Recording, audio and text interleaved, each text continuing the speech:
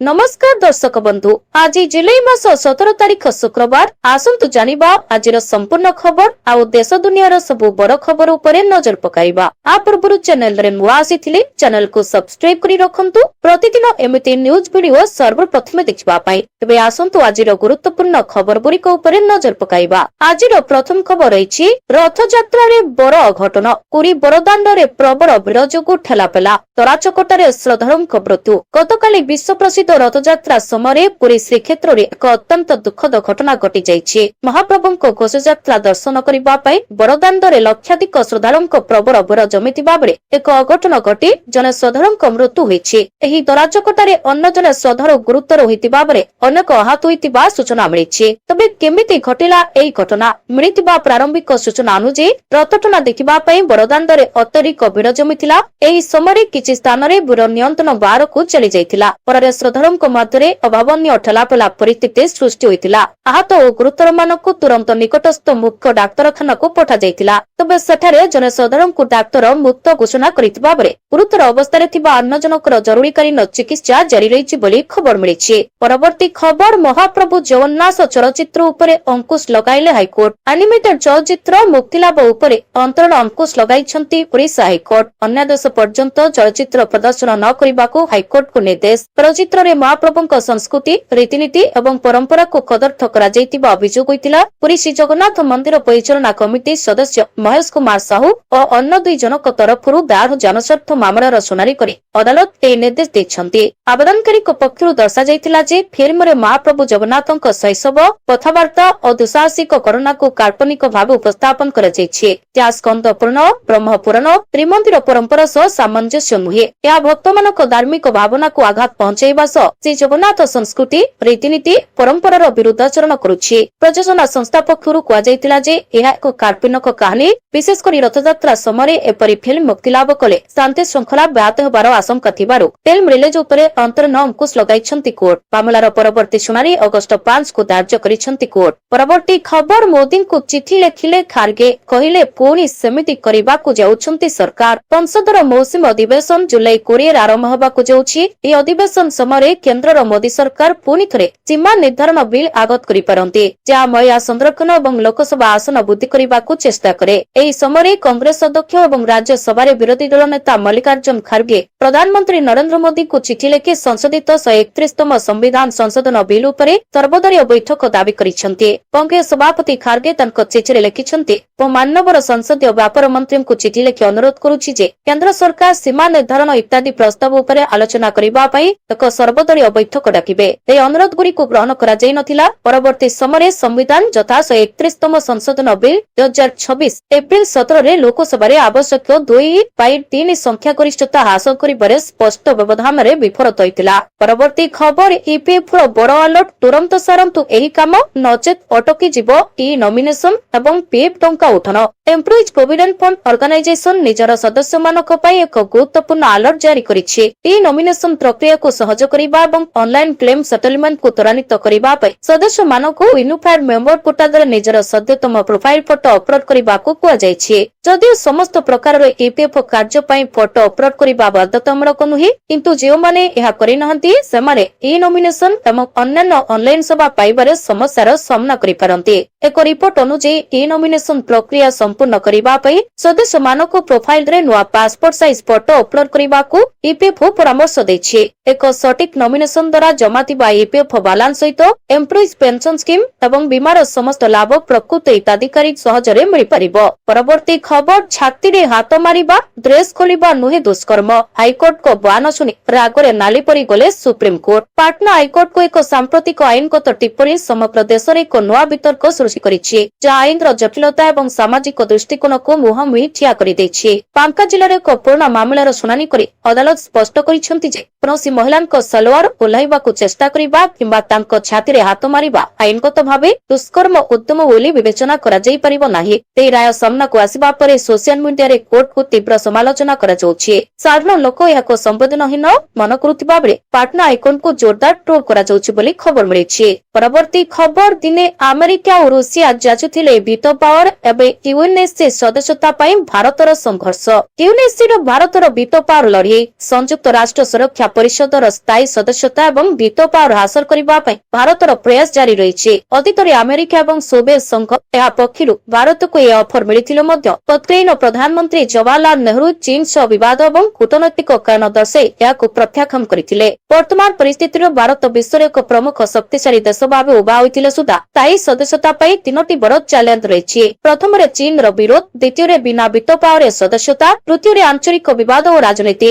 June 2027ରେ ହେବାକୁ ଥିବା UNSC ଅସ୍ଥାୟୀ ସଦସ୍ୟ ନିର୍ବାଚନରେ ଭାରତର ମୁକାବିଲା ତାଜିକିସ୍ତାନ ସହ ହେବ, ଯାହାକୁ ଓଆଇସି ସମର୍ଥନ କରୁଛି। ଭାରତ ପାଖରେ ଆମେରିକା, ଜାପାନ ଓ ଅଷ୍ଟ୍ରେଲିଆର ସମର୍ଥନ ଥିଲେ ମଧ୍ୟ ବିଜୟ ପାଇଁ 2/3 ବହୁମତ ଆବଶ୍ୟକ ଅଟେ। ତେଣୁ ସ୍ଥାୟୀ ସଦସ୍ୟତା ପାଇଁ ଭାରତକୁ ଆହୁରି ଅପେକ୍ଷା କରିବାକୁ ପଡ଼ିପାରେ ବୋଲି କୁହାଯାଉଛି। ପରବର୍ତ୍ତୀ ଖବର, ଶୁଣାଣି କରି କେନ୍ଦ୍ର ସରକାରଙ୍କୁ ଗୁରୁତ୍ୱପୂର୍ଣ୍ଣ ନିର୍ଦ୍ଦେଶ ଦେଲେ ହାଇକୋର୍ଟ। ପ୍ରତିଟି ଜୀବନର ମୂଲ୍ୟ ଅଛି। ଦିଲ୍ଲୀର ଯନ୍ତର ମନ୍ତରଠାରେ ଅନିର୍ଦ୍ଦିଷ୍ଟ କାଳ ପାଇଁ ଭୋକ ଉପାବସରେ ବସିଥିବା ସାମାଜିକ କର୍ମୀ ସୋନମ ୱାଙ୍ଗଚୁକଙ୍କ ସ୍ୱାସ୍ଥ୍ୟାବସ୍ଥାକୁ ନେଇ ଦିଲ୍ଲୀ ହାଇକୋର୍ଟ ଗଭୀର ଚିନ୍ତା ପ୍ରକାଶ କରିଛନ୍ତି। ୱାଙ୍ଗଚୁକଙ୍କୁ ବିଗୁଡିଥିବା ସ୍ୱାସ୍ଥ୍ୟାବସ୍ଥାକୁ ନେଇ ଦାଖଲ ହୋଇଥିବା ଏକ ଜନହିତକ ଯାଚିକା ଉପରେ ଗୁରୁବାର ଶୁଣାଣି କରି ଅଦାଲତ କେନ୍ଦ୍ର ସରକାରଙ୍କୁ ଏକ ଗୁରୁତ୍ୱପୂର୍ଣ୍ଣ ନିର୍ଦ୍ଦେଶ ଦେଇଛନ୍ତି। ହାଇକୋର୍ଟ ସ୍ପଷ୍ଟ ଭାବେ କହିଛନ୍ତି ଯେ ଦେଶରେ ପ୍ରତ୍ୟେକ ନାଗରିକଙ୍କ ଜୀବନର ଅନେକ ମୂଲ୍ୟ ରହିଛି ଏବଂ ତାଙ୍କ ଜୀବନର ରକ୍ଷା ପାଇଁ ସମସ୍ତ ସମ୍ଭବ ପ୍ରୟାସ କରିବା ସରକାରଙ୍କ ଦାୟିତ୍ୱ ଅଟେ।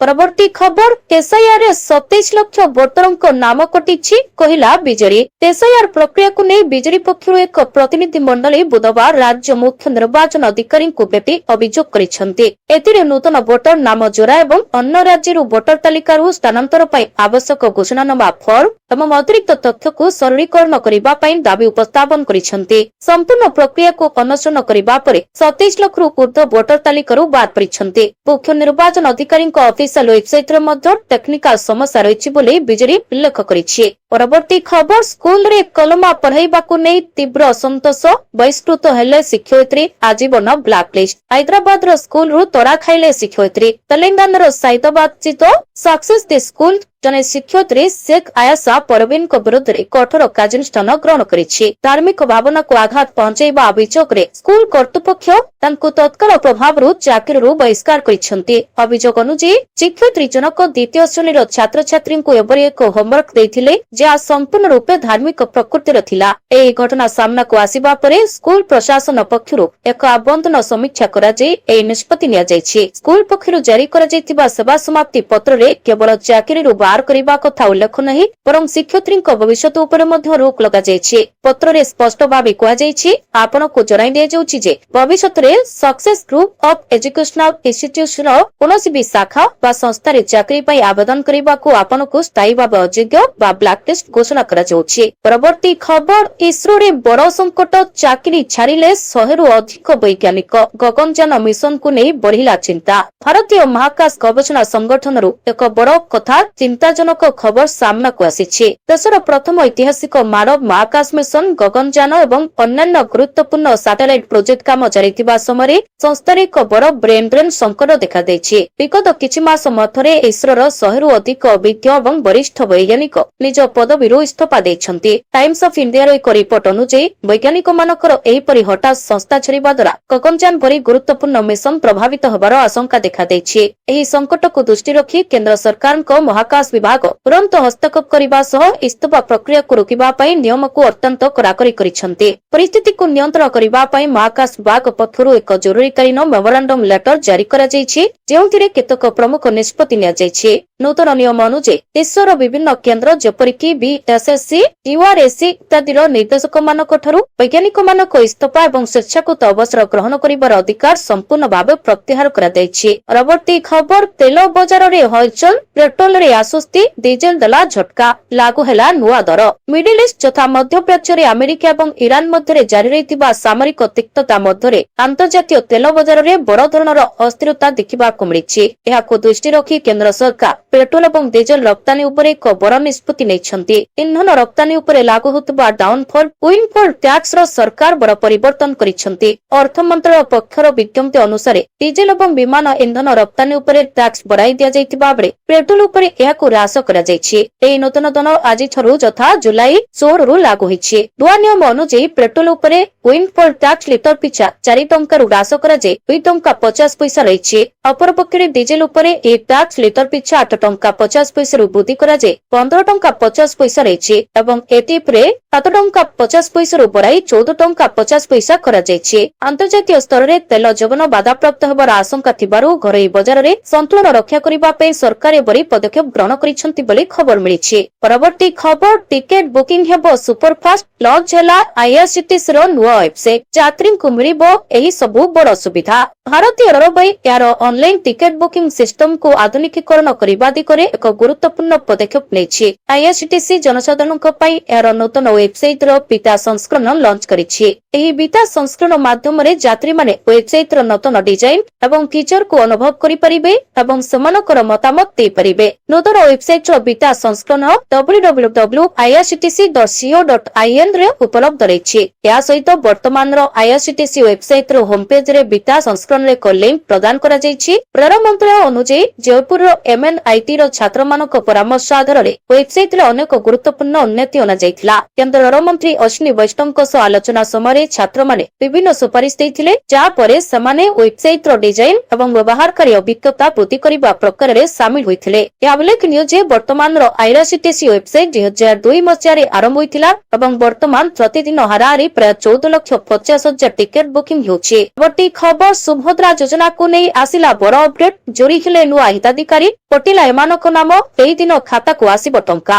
ରାଜ୍ୟ ସରକାରଙ୍କ ଫ୍ଲାଗସିପ୍ ସ୍କିମ୍ ସୁଭଦ୍ରା ଯୋଜନାରେ ଚତୁର୍ଥ କିସ୍ତି ଟଙ୍କା ହିତାଧିକାରୀଙ୍କ ଖାତାକୁ ଆସି ସାରିଛି। 13ଟି କିସ୍ତିରେ ମୋଟ 20,000 ଟଙ୍କା ପାଇସାରିଛନ୍ତି 1 କୋଟିରୁ ଅଧିକ ହିତାଧିକାରୀ। ଏବେ ପଞ୍ଚମ କିସ୍ତିକୁ ଅପେକ୍ଷା କରିଛନ୍ତି ମହିଳା। ଏହାରି ଭିତରେ ରାଜ୍ୟ ସରକାରଙ୍କ ଗୁରୁତ୍ୱପୂର୍ଣ୍ଣ ଏବଂ ସବୁଠାରୁ ଲୋକପ୍ରିୟ ସୁଭଦ୍ରା ଯୋଜନାକୁ ନେଇ ଏକ ବଡ଼ ଅପଡେଟ୍ ସାମ୍ନାକୁ ଆସିଛି। ଏହି ଯୋଜନାରେ ସାମିଲ ହେବା ପାଇଁ ଆଉ 3,17,966 ଜଣ ନୂଆ ଆବେଦନକାରୀ ପଞ୍ଜୀକରଣ କରିଛନ୍ତି। ନୂଆ ଆବେଦନକାରୀଙ୍କ ସ୍ଥିତି ଏବଂ ଯୋଜନାର ପ୍ରଗତି ସମ୍ପର୍କରେ ସମୀକ୍ଷା କରିବା ପରେ ଓଡ଼ିଶାର ଉପମୁଖ୍ୟମନ୍ତ୍ରୀ ପ୍ରଭାତୀ ପରିଡା ଏହି ଗୁରୁତ୍ୱପୂର୍ଣ୍ଣ ସୂଚନା ଦେଇଛନ୍ତି। ଉପମୁଖ୍ୟମନ୍ତ୍ରୀଙ୍କ ସୂଚନା ଅନୁଯାୟୀ ଆବେଦନ ପ୍ରକ୍ରିୟାକୁ ଅଧିକ ସ୍ୱଚ୍ଛ ଓ ତ୍ରୁଟିଶୂନ୍ୟ କରିବା ପାଇଁ ପ୍ରଶାସନ ପକ୍ଷରୁ ସମସ୍ତ ପଦକ୍ଷେପ ନିଆଯାଉଛି। ଏହା ସହିତ ନୂଆ ଆବେଦନକାରୀଙ୍କ ଯୋଗ୍ୟତା ଯାଞ୍ଚ ପାଇଁ ଆସନ୍ତା ଜୁଲାଇ 25 ତାରିଖ ସୁଦ୍ଧା ସମସ୍ତଙ୍କର ଫିଲ୍ଡ ଇନକ୍ୱାରି ଶେଷ କରିବାକୁ ନିର୍ଦ୍ଦେଶ ଦିଆଯାଇଛି। ପରେ ପୁନଃ ସମୀକ୍ଷା ପରେ କିଛି ଅଧିକାରୀଙ୍କ ପୁଣି ଥରେ ସୁଭଦ୍ରା ଯୋଜନାରେ ସାମିଲ କରାଯାଇଥିଲା। ଅତି ସହଜରେ ବୁଝିବାକୁ ଗଲେ ଆସନ୍ତା ଅଗଷ୍ଟ 28 ତାରିଖରେ ପୁଣି 5,000 ଟଙ୍କା ଲେଖାଏଁ ପାଇବେ ସୁଭଦ୍ରା। ସମସ୍ତ ଯୋଗ୍ୟ ହିତାଧିକାରୀଙ୍କ ଖାତାକୁ ଯିବ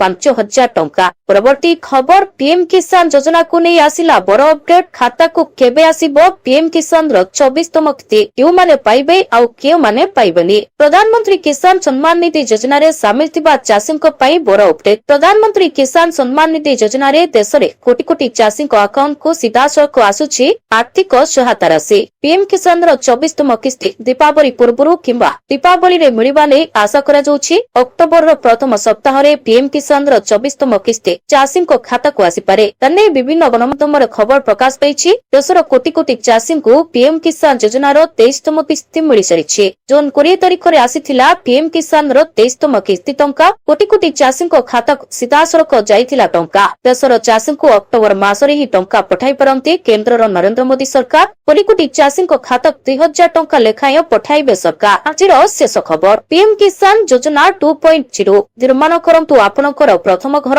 ଆକାଉଣ୍ଟକୁ 1,80,000 ଟଙ୍କା ପଠାଇବେ ସରକାର। ପ୍ରଧାନମନ୍ତ୍ରୀ ଆବାସ ଯୋଜନା ସବସିଡି ଏକ ସରକାରୀ ପଦକ୍ଷେପ ଯାହା ଗୃହ ଋଣ ସୁଧ ହାରରେ ଯଥେଷ୍ଟ ରିହାତି ପ୍ରଦାନ କରି ବ୍ୟକ୍ତି ବିଶେଷଙ୍କୁ ଘର ମାଲିକାନା ସ୍ୱପ୍ନ ପୂରଣ କରିବାରେ ସାହାଯ୍ୟ କରିବା ପାଇଁ ଲକ୍ଷ୍ୟ ରଖିଛି। ଏହି ଯୋଜନା ପିଏମଏୱାଇ ସହରୀ 2.0 ଅଧୀନରେ ପ୍ରଥମ ଥର ପାଇଁ ଘର କ୍ରେତା କିମ୍ବା ବିଲ୍ଡରମାନଙ୍କ ପାଇଁ ମାସିକ ଇଏମଆଇ ବୋଝକୁ କମ୍ କରି 1,80,000 ଟଙ୍କା ପର୍ଯ୍ୟନ୍ତ ସବସିଡି ପ୍ରଦାନ କରେ। ଆୟବର୍ଗ ଉପରେ ଆଧାର କରି ସବସିଡି ବଣ୍ଟନ ନିର୍ଣ୍ଣୟ କରିବା ପାଇଁ ସରକାର ହିତାଧିକାରୀମାନଙ୍କୁ ସେମାନଙ୍କ ବାର୍ଷିକ ପାରିବାରିକ ଆୟ ଅନୁସାରେ 3ଟି ଗୋଷ୍ଠୀରେ ବର୍ଗୀକୃତ କରନ୍ତି। ଦ୍ରୁତ ସବସିଡି ସେହି ଅନୁସାରେ ଗଣନା କରାଯାଇ ଅଂଶଗ୍ରହଣକାରୀମାନେ 25 ଲକ୍ଷ ଟଙ୍କା ପର୍ଯ୍ୟନ୍ତ ଋଣ ପାରିବେ, ଯାହାର ସମ୍ପତ୍ତି ମୂଲ୍ୟ 35 ଲକ୍ଷ ଟଙ୍କା ମଧ୍ୟରେ ସୀମିତ ରହିଛି। 1,80,000 ଟଙ୍କାର ସବସିଡି ରାଶି 5ଟି ସମାନ ବାର୍ଷିକ କିସ୍ତିରେ ପ୍ରଦାନ କରାଯାଏ, ଯାହା ମୂଳଧନକୁ ପ୍ରତିବର୍ଷ 36,000 ଟଙ୍କା ହ୍ରାସ କରେ। ସବସିଡି ପାଇଁ ଯୋଗ୍ୟତା ପାଇଁ ସରକାରଙ୍କ ଦ୍ୱାରା ସ୍ଥିର କରାଯାଇଥିବା ନିର୍ଦ୍ଦିଷ୍ଟ ସପ୍ତାବଳୀ ପାଳନ କରିବାକୁ ପଡ଼ିବ, ଯାହାଦ୍ୱାରା ନିଶ୍ଚିତ କରାଯାଇପାରିବ ଯେ ସହାୟତା ପ୍ରକୃତ ଆବଶ୍ୟକତା ଥିବା ଲୋକଙ୍କ ପାଖରେ ପହଞ୍ଚିବ।